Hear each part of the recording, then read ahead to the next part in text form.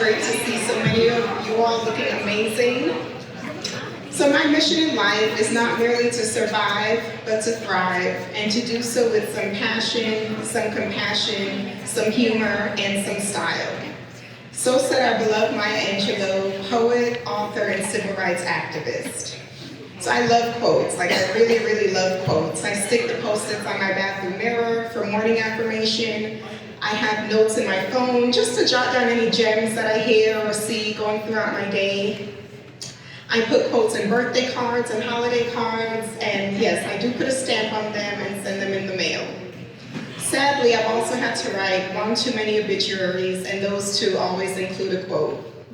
Even my personal vision boards over the years are full of quotes and void of those cute, imaginative magazine clippings. There's just a power in words. So during the pandemic, I don't know how many of you, like me, felt a little bit guilty and maybe even a sigh of relief from working remotely. When the world was at a standstill from events and parties and the obligatory let's catch up for lunch or coffee, I had a revelation that I'm actually an introvert. I'm comfortable with social distancing, staying home, and isolating. Outside of the pandemic, this may sound harsh, however, it literally is my peace. Not all the time, but just sometimes, like when I need to recharge. And in those moments, I realize that striking a balance and being extra picky about where, how, and with who I spend my time is key. So I avoid anything that drains me and embrace everything that fuels me. Having a deep, meaningful impact in the community and advocating for youth education, equality, and women's empowerment is at the heart of my why. Being able to work with like-minded teams, business leaders, and community leaders to accomplish these goals is what fuels me.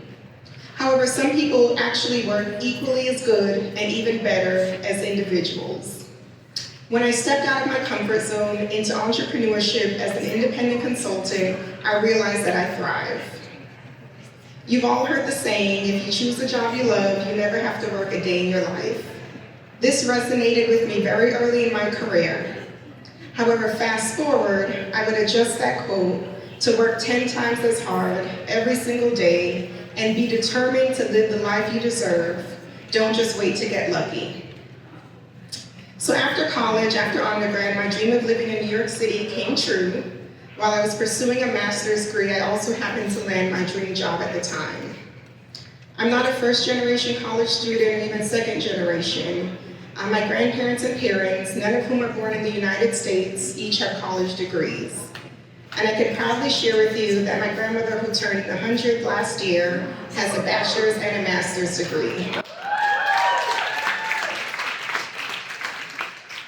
So I can only imagine the sacrifice, determination, and struggles that she exhibited at that time to become college educated. I too have been fortunate to have a few career highlights along the way, and one that means the most to me was having the opportunity to be a commencement speaker last year. Talk about stepping out of my comfort zone. But I literally had a moment to walk and follow my mom's footsteps. As an educator, she has processed over hundreds of commencements and conferred thousands of degrees. I'm going to share a brief story with you. She joined Miami-Dade College as an executive assistant. She later became a chief of staff, years later, dean of students, while completing her doctoral degree. She also became president and was promoted to oversee multiple campuses and will soon culminate her 35-year career at the college as provost. One thing that she tells me and her 3 other children are to work hard, never give up, and just know that that's the key to success. So I want to be like my mom when I grow up.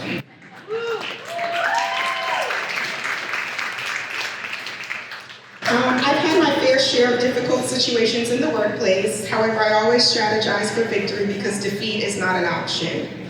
A mentor of mine once said, walk into those boardrooms with your head held high like you belong there. I embraced this advice and realized I was there representing the women who I wished were sitting beside me. There's a few other gems that have helped me out along the way and helped me to get out of my comfort zone. So I advocate for myself, I invest in myself, and I empower myself because I can't always expect others to do that for me. I'm flexible, but by no means am I a gymnast. Other duties as assigned has to be within the realm of reality and not just a free-for-all. And most of all, I've leveraged my secret power to say no. So my career has been defined by my passion, courage, and trust, while me being unapologetically me. Receiving recognition and praise always felt a little awkward, and I think that's the introvert in me, even though I knew I worked hard and deserved it. So now I humbly celebrate every win, big and small, by myself, with my team, and with others, and find ways to pay it forward. So as I close, there's just a few things I'll share with you that we can all do to step out of our comfort zone.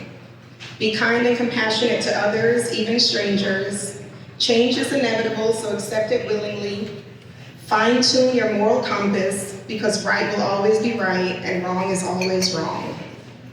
As the late civil rights leader, Congressman John Lewis said, never let anyone, any person, or any force dampen, dim, or diminish your light. Get in good trouble. Thank you.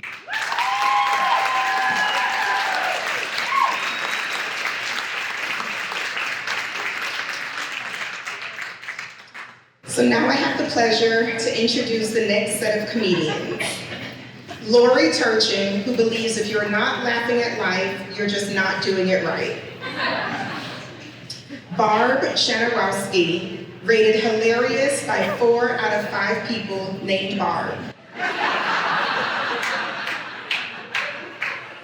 And Lindsay Chamberlain, from Confessions of a College Park Mom, is an expert in everything from cheap wine to bad fashion. Enjoy.